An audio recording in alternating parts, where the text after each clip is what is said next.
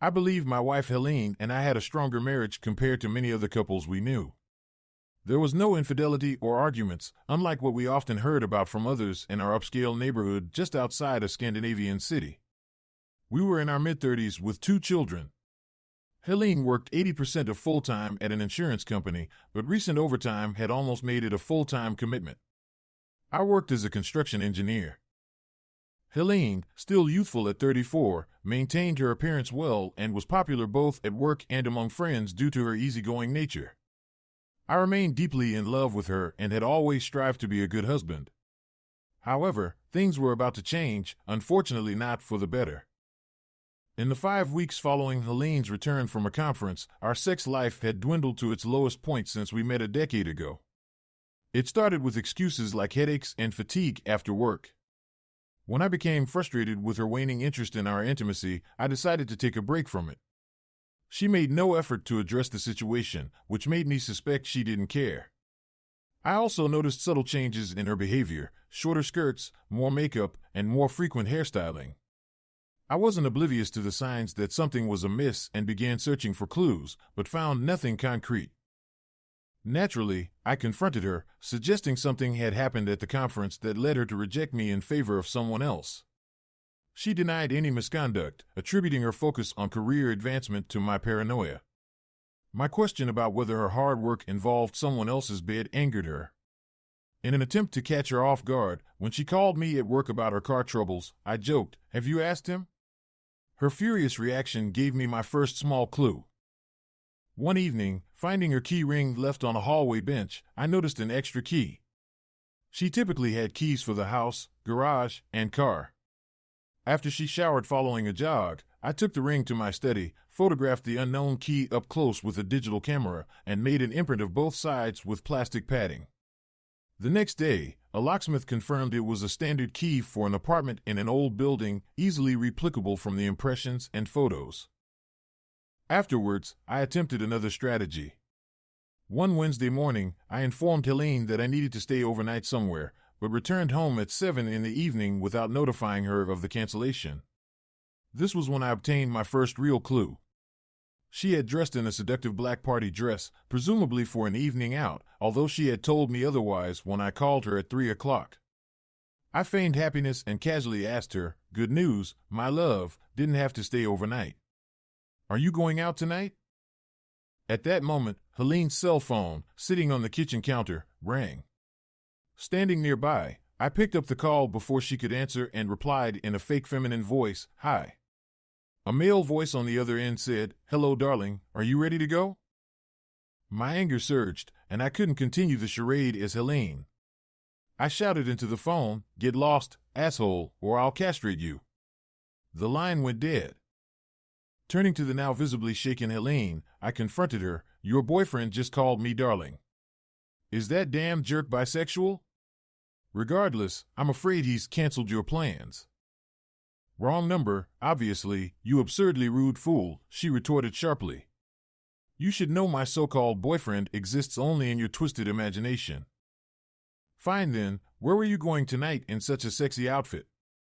If the babysitter's here and Loverboy doesn't have the guts to show, maybe we could go out and celebrate something?" I pressed. "We have nothing to celebrate," she replied coldly. "We can find something. How about a joyous divorce?" I suggested bitterly. "I won't go anywhere with you if you're going to start yelling about divorce for no reason. I was planning to visit Lena for some gossip, but with you being so jealous, it's better I stay home," she countered, her voice tinged with anger. "I never stopped you from going anywhere. I simply asked because I thought a husband has a right to know where his wife is going. And do you think I'm such a fool to believe you dress up and do your hair just to gossip with the neighbor? You had a date with that jerk who's been sleeping with you since that damn conference," I accused. Now she started to cry as she replied, "You're completely insane, truly mad. I'm not going anywhere. I'm going to bed, and you can forget about anything in the bedroom for a long time. Pay the babysitter and send her home when she arrives. Good night." That was my moment of realization, and I resolved to uncover the identity of the man she was cheating with before kicking her out of my house.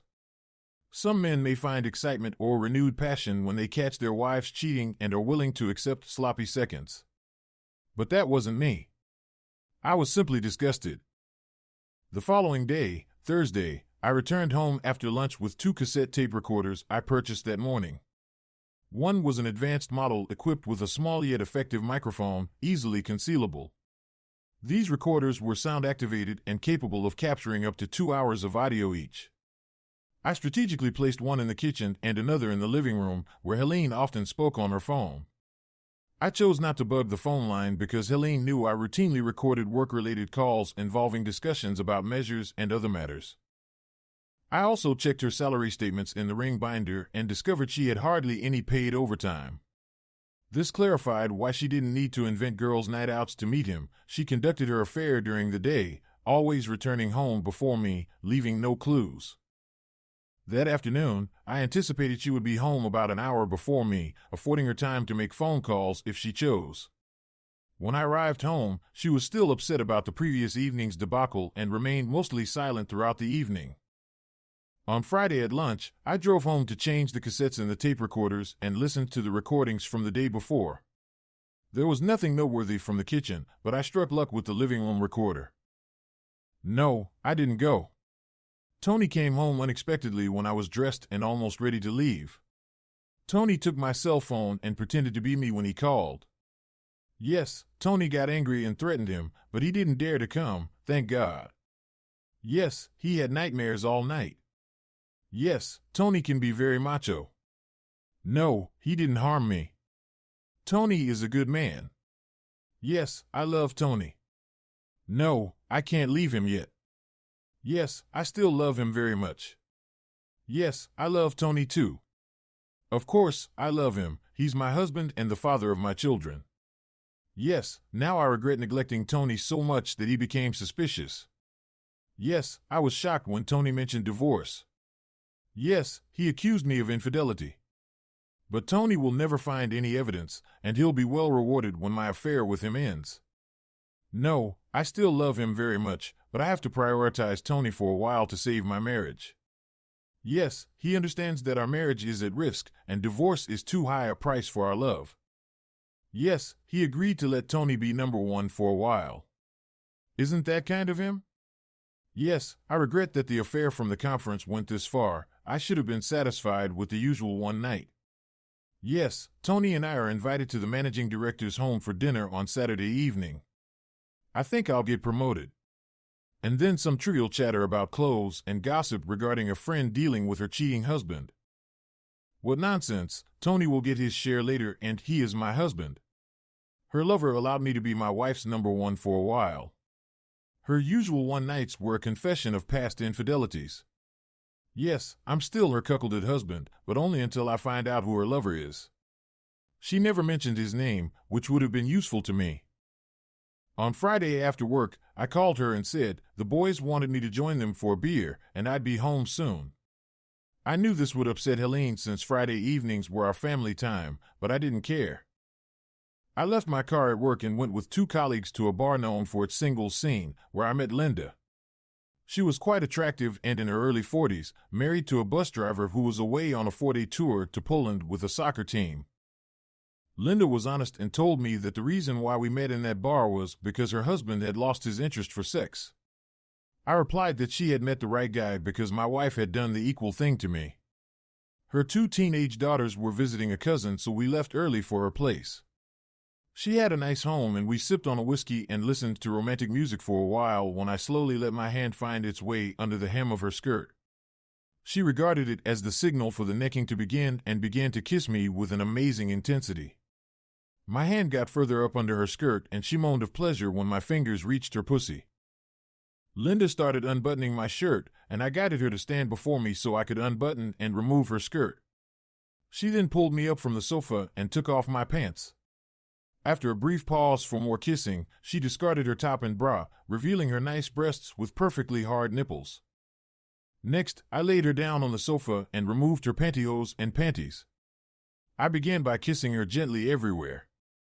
Her husband had never shown such intimacy, and when I stimulated her clit with my tongue, she began to sob with pleasure.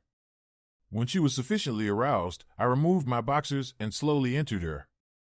We started in the missionary position, and after her first orgasm, we experimented with several other positions. I made every effort to ensure she had a great time, and I must admit it was the best sex I'd had in a long while, even before Helene began cheating. Linda and I decided to have a quick date on Saturday afternoon. When I returned home at 2:30 in the morning, Helene pretended to be asleep, and to my surprise, she didn't mention anything at breakfast either. I suppose she didn't want to ruin her day by arguing with me. Later, Helene didn't object when I said I needed to go to my office and run some errands after lunch. I met Linda in town and took her to my office where we had a passionate encounter on my desk. We agreed to see each other as often as possible. I was even more taken aback when Helene tried to seduce me while we were getting ready for dinner, but I refused, saying, "I won't be number two, sloppy seconds aren't good enough for me." I saw tears in Helene's eyes. I think she realized her infidelity had been too obvious for me to overlook. At 6:30 in the evening, we rang the doorbell at the mansion of Helene's managing director, Mr. Jensen, and his wife. After the customary welcome drink and some small talk, we were seated at the dinner table. Mr. Jensen had Helene as his dinner companion, while I was paired with Mrs. Jensen. There were 3 other couples present, a bald man in his late 50s with a pretty wife in her mid-40s, a short, skinny man also in his 50s with a wife of the same age, and a good-looking blond man in his mid-40s with a very attractive wife who looked to be under 40. They seemed to be some kind of semi-bosses at the insurance company. I observed them closely to see if Helene paid any extra attention to any of them. She didn't.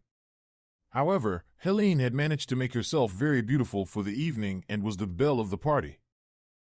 Mrs. Jensen and I engaged in pleasant small talk about various topics. When we finished the starter, she suddenly said loud enough for everyone at the table to hear, "Mr. Erickson, you must be a lucky man to have such a pretty wife." I replied with a slightly raised voice, "I regret to say that I can't agree with that." Now everyone at the table was paying attention when she asked, "Why not?" "Because she is a slut," I said bluntly. "How can you sit here and say such rude remarks about your pretty wife?" she asked, shocked. "She isn't a pretty wife. She's fucking some damn asshole behind my back." Helene got furious and shouted, "Shut up, idiot." She threw her half-filled glass of red wine at me. She missed me but hit Mrs. Jensen, who also got angry and shouted, "I think your husband is right." Mr. Jensen then asked Helene and me to leave their home immediately. Helene could forget all thoughts about a promotion. She cursed and swore at me the whole way home and didn't speak to me at all on Sunday. I realized that the final countdown for Helene's and my marriage had begun. I figured she would want her lover to comfort her on Monday after a terrible weekend and the scolding she would get from her bosses for my behavior at the dinner. Therefore, I contacted my old acquaintance Ola, who was usually unemployed and available for special missions if the payment was right. He had done some successful missions for me at work occasionally. He agreed to my request, and I hired him to watch for Helene's car at her office parking lot and follow her when she left. Even if she left in another car or on foot, his job was to tail her. I had guessed right. At 2:30, Ola called to tell me that Helene had left in her own car. 10 minutes later, he informed me where she had parked and which apartment house she entered. I was on my way. While I drove there, Ola had knocked on doors in the building, pretending to collect money for the Red Cross. He discovered the insurance company's name on the door of a small apartment where she was with a man. I had made my preparations and had the spare keys to Helene's car. I locked her steering wheel with a steel bar lock, then went into the house where Ola met me. During his visit to the apartment, Ola had left them a Red Cross donation box with a built-in microphone and radio transmitter. In Ola's radio, we could hear the man comforting her. She was upset because her husband had found out about their affair, and she feared losing him. After a while, when we heard them begin having sex, I went in. I inserted my key into the apartment door lock, and to my great satisfaction, it opened. Ola didn't want to be involved or witness anything, so he stayed outside. I rushed into the bedroom and found the blonde guy from the Saturday evening dinner at Helene's boss house, fucking Helene in the missionary position. I reached him before they could react and hit him hard in the face. A strange sound indicated that his jaw joint had broken. He passed out and collapsed on top of the now shocked and crying Helene. I simply told her, "Get that asshole to the hospital." They were both completely naked, and their clothes were in a pile on the floor. I grabbed the pile and left. The whole operation took less than 30 seconds. Back at my car, I searched his clothes, found his wallet, got his address, and went there. He lived in a nice house in a popular area. I called his home number, and when there was no answer, I rang the doorbell. Still no answer, so I used his key and went inside with his and Helene's clothes. In the master bedroom, I neatly laid Helene's clothes on his wife's bed and his clothes on his bed, making it look like two people were lying there. Then I went home. I had done what a real man ought to do. Helene had her purse with her cell phone, money, and car keys, but the car was impossible to drive with the extra steering wheel lock. She had to call a friend for clothes or take a taxi, dressed in whatever she could find in the apartment, like a curtain or a sheet. 2 hours later, I saw her friend Lena's car in my driveway, and Helene, in clothes I'd never seen before, entered the house. To my great surprise, she didn't start shouting or swearing. She just said in a low voice, "Leaf is still at the hospital. He's severely wounded and can't speak or chew any food for many weeks. Not so good for him, but I suppose he's had so many good times since that damn cheating conference that he thinks it's worth it." Then she asked, "Where are the clothes?" "On Leaf's marital bed." Oh my God. How can anybody be so cruel? Not difficult at all if a man is cuckolded, humiliated, and forced into a painful divorce. If he's not a poor wimp, it's his damn duty to get some revenge or be regarded as a laughingstock. Who's talking about divorce? "I'll forgive you everything," she said, beginning to cry. "I am, and my decision is irrevocable." The countdown of our marriage was finished. Resume: to my great surprise, Helene didn't want a divorce, but the court was on my side, and 6 months later, our divorce was final. If her cheating at the conference had been limited to a quickie or even a night, in the worst case, I might have forgiven her. But a long-lasting affair with Leaf as number one was too much to take. Leaf's wife was shocked when she found the clothes on the bed and divorced him. He had a difficult time until his jaw healed. Helene and Leaf bought an apartment together but separated after only 6 weeks and sold it. Secretly having sex during work hours may be romantic, but living together as a family is quite different. Linda used to visit me for lovemaking when her husband was away. Then he began attending therapy sessions for his problems and regained interest in sex. Linda is now a happy, faithful wife doing her best to support him. We are now average family friends, with my new girlfriend and her husband included. I have met Carolina, a 31-year-old newly divorced beauty. We are dating and having a good time together. Who knows what can happen?